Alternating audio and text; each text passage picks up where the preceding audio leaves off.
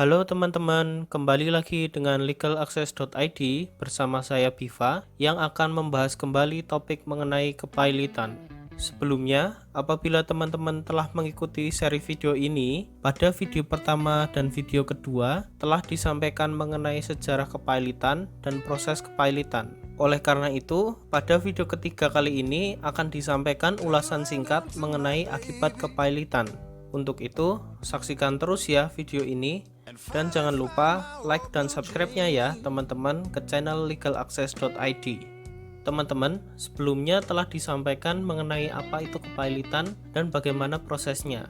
Namun, kemudian mungkin timbul pertanyaan, kira-kira bagaimana ya selanjutnya harta dan status hukum orang yang diputus pailit? Bagaimana perlakuan terhadap keduanya? Undang-Undang Nomor 37 Tahun 2004 sebenarnya telah mengatur akibat-akibat kepailitan pada debitor, harta debitor, dan hubungan antara keduanya. Pertama-tama, kita harus tahu bahwa sebagaimana diatur pada pasal 21 Undang-Undang Nomor 37 Tahun 2004, harta kepailitan itu meliputi seluruh harta dari debitor pada saat putusan serta segala harta yang diperoleh selama kepailitan berlangsung.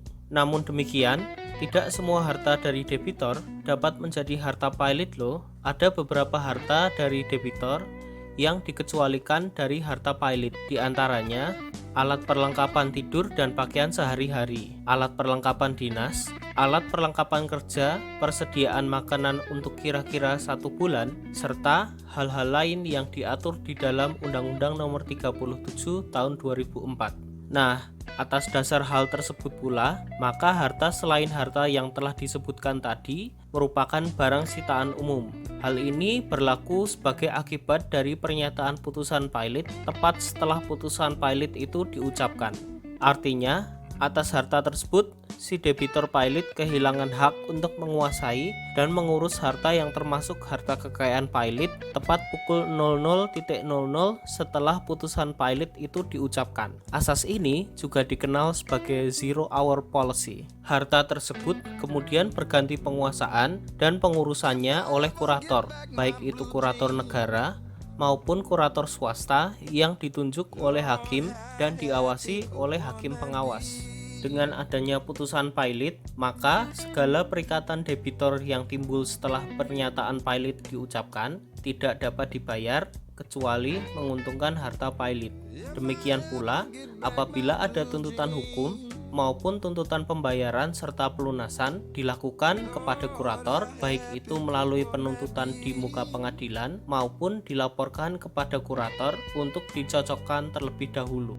Dan juga dengan adanya pernyataan putusan pailit, maka terdapat beberapa hal khusus yang terjadi atau harus diperjelas, antara lain sebagai berikut. 1. Dalam perjanjian timbal balik yang belum selesai, pihak yang melakukan perjanjian dengan debitor pailit dapat menuntut kejelasan atas perjanjian tersebut.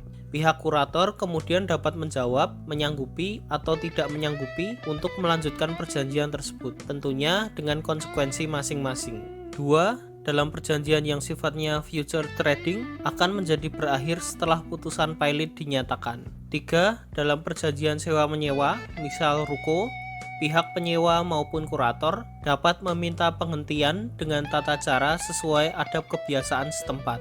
4. Dalam perjanjian perburuhan atau ketenagakerjaan, baik pekerja maupun pemberi kerja yang dalam hal ini sudah diambil alih kurator, dapat menghentikan hubungan kerja dengan pemberitahuan 45 hari sebelumnya, di mana perhitungan upah selama 45 hari tersebut akan menjadi hutang pailit. Selanjutnya, meskipun dinyatakan pailit, debitor tidak kehilangan haknya melakukan perbuatan hukum atas dirinya, kecuali yang menyangkut harta kepailitan yang ada. Debitor pailit juga tidak kehilangan haknya menerima benda yang akan diperoleh di kemudian hari. Namun demikian, perolehannya tersebut kemudian menjadi harta pailit.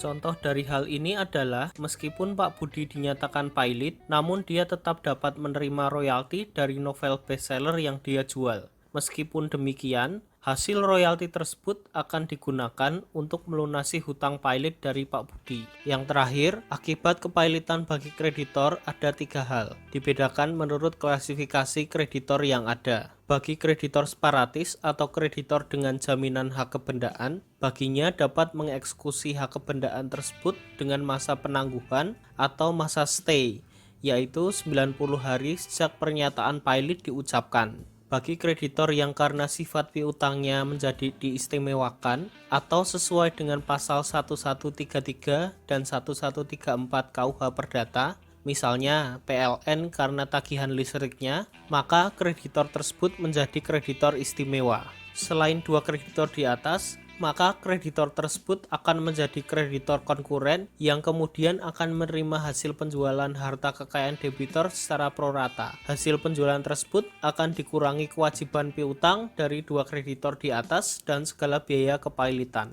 Nah, teman-teman, demikian penjelasan singkat saya terkait akibat kepailitan. Nantinya kita akan terus membahas lebih lanjut dan lebih dalam tentang topik kepailitan ini dalam video-video berikutnya ya. Untuk itu, stay tune terus bersama legalaccess.id. Saya Biva pamit. Wassalamualaikum warahmatullahi wabarakatuh.